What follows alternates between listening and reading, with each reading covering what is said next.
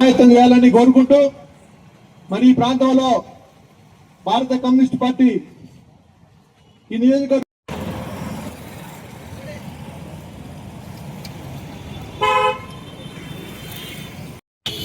మనం అన్ని గ్రామాల కరెంట్ ఇప్పించాం, మంచినీళ్ళు ఇప్పించాం.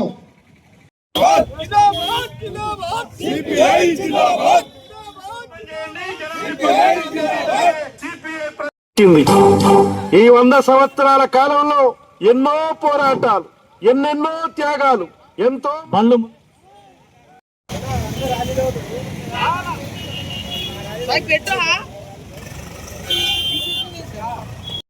పుల్లారెడ్డి గారిని వీరందరినీ ముందుగా అంబేద్కర్ గారికి పూలమాల వేసి నివాళులు అర్పించాల్సిన కోరుతా ఉన్నాం.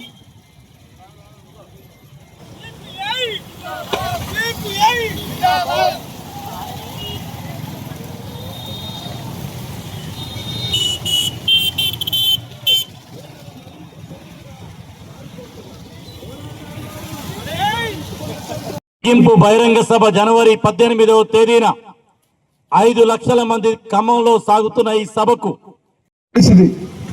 మరి మనం చేసినట్టు అభివృద్ధి ఈ ప్రాంతంలో కమ్యూనిస్ట్ పార్టీకి ఆదరణ ఏమి తగ్గలేదు. మొన్న జరిగినటువంటి ఎన్నికల్లో